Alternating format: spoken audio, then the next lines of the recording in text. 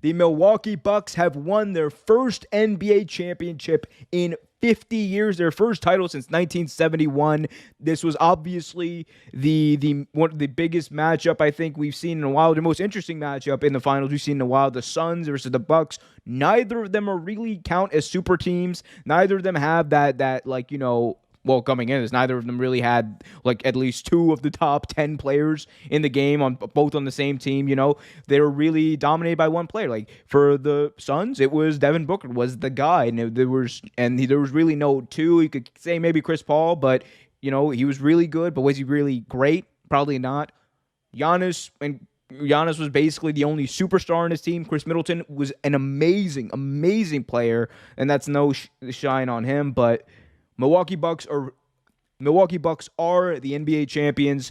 Andrew, what is your reaction to this? How did the Milwaukee Bucks kind of pull this off, especially coming down from an 0-2 deficit?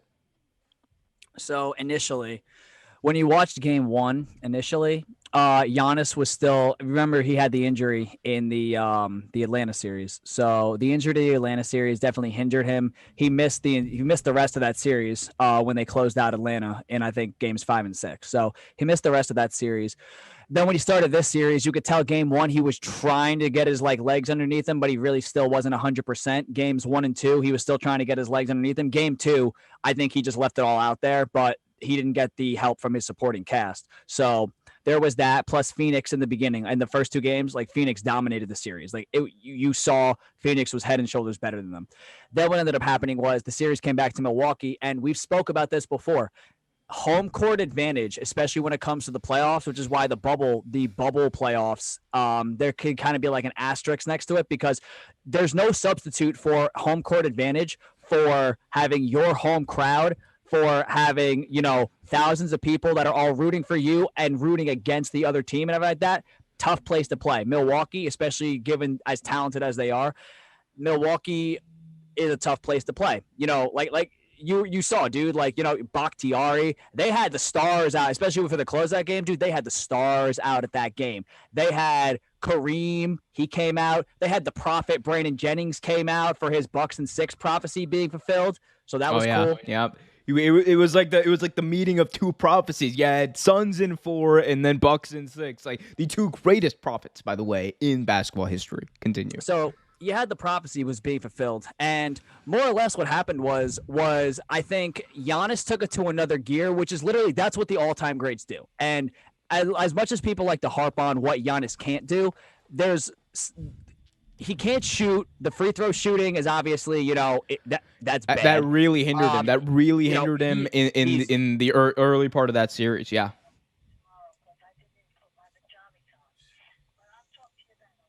So sorry. You got that Mets radio on. Shut up. So what ended up happening was Giannis took it to another level, which is what all-time greats do.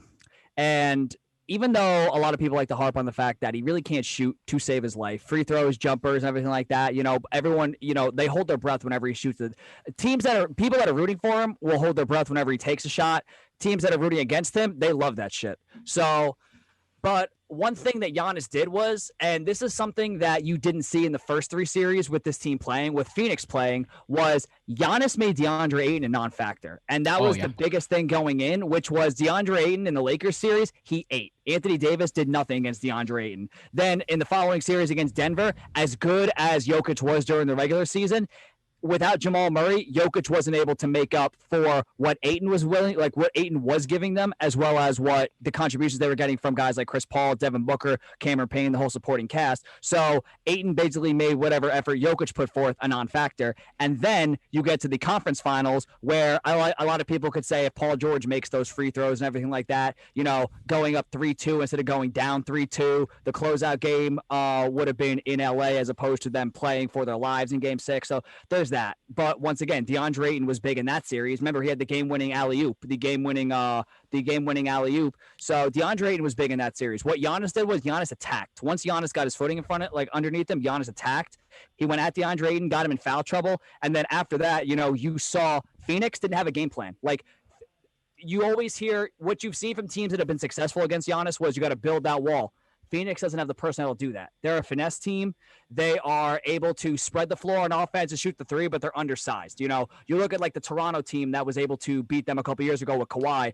They were building a wall with Pascal Siakam and Marcus Gasol, and that was only after Giannis would get past a guy like Kawhi, who's one of the best on-ball defenders in the league. So you were able to build that wall, and you saw Giannis, you know, he would take offensive foul calls against them, or he would pass it out to his teammates, and he didn't have as good a team back then as he did now. Like Malcolm Brogdon, as good as Malcolm Brogdon and Eric Bledsoe might be, they are not Drew Holiday. Drew Holiday, those two combined are not as good as Drew Holiday, and we saw it. Drew Holiday, his defensive contribution was big. He was able to shut down Devin Booker in games 5 and in game 6, holding him to, I think, he had one game where he held him like 15 points or something. Yeah. Devin Booker, I think it was like 17, but still, like it was Devin Booker like, didn't show up in one of those games. Yeah. So, I mean, Giannis just took it to another level. He basically made DeAndre Ayton, who had been one of the most low-key driving forces behind Phoenix, besides Devin Booker scoring and Chris Paul's leadership. He took DeAndre Ayton out, and once you took DeAndre Ayton out, then look at the rebounding differential, dude. The rebounding differential got bigger in every single game once Milwaukee realized we could just throw it up there, get the offensive board, and we could just bully them. And that's what they did. And Milwaukee, they bullied their way to a championship. Even in the first 2 games, that's what you just mentioned it. I think the biggest thing that resonated with me is even in the losing efforts in the first 2 games, Milwaukee absolutely dominated the boards in both of those games. Like especially offense. They got so many second chance points. Honestly, if you look at it from the shots that they missed, especially in game 2, they shouldn't have been in this series, especially early on. They shouldn't have won. But the reason they were in those games, the reason that those games ended up being somewhat competitive was because of those second chance opportunities. And if they don't get those, they don't win this series. Like that was the story of the series. DeAndre Ayton, you're right, got bullied. That was the biggest matchup we previewed kind of going into this whole game or this series. That what happens when the irresistible force meets the immovable object, and guess what? The immovable object got pounced on its ass. Like, it was not even close. DeAndre Ayton didn't show up, and actually I shouldn't say DeAndre Ayton didn't show up. I think the bigger problem was that people like Giannis did show up. The Milwaukee Bucks did exactly what on paper they were supposed to do, and that is play shut down, lockdown defense in the paint, and they did it. And they didn't worry as much about the perimeter. They focused on getting theirs. They dominated. They played bully ball, and they won. And that's exactly the formula they needed. They got some help along the way because I honestly think the Suns kind of ran out of gas like as the finals kind of dragged on. We'll talk more about the Suns specifically in a minute. But I do think that's the overall like story of these finals and what that means for the Bucks. Like I think that's what the driving force surrounding their win. And my biggest takeaway, one of my biggest takeaways was that, you know, I thought it was funny how how many times was Bud fired during this playoff run? Like, how many times was it like, this is he's been on the hot seat for years. Bud had been fired, like 4 times during the playoff run, and yet they finished the job somehow. So, because every time they were down, they just came back up. They made adjustments. He was what everyone thinks that Ty Lue is, like a mid-game, mid-series adjuster. That's what he is, you know. And that's something that, no disrespect to Monty Williams, he did have a good year.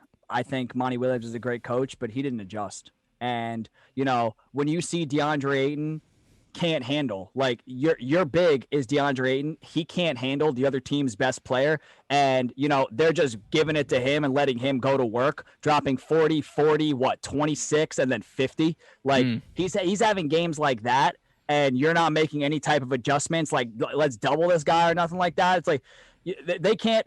There was one play. I forgot which was it. It might have been game. I think it was the closeout game. Giannis dunked on like 3 dudes. Like, there was one play. And that right there was the epitome of the series. It just showed that Phoenix was too small and Milwaukee was too big. Thanks for watching this video from Real Take Sports Talk. Remember to like, share, subscribe, hit that notification bell so you get notified whenever a new video is released. Also, remember to check out our live show every single Thursday at 8 p.m. right here on the YouTube channel. And remember, keep it real.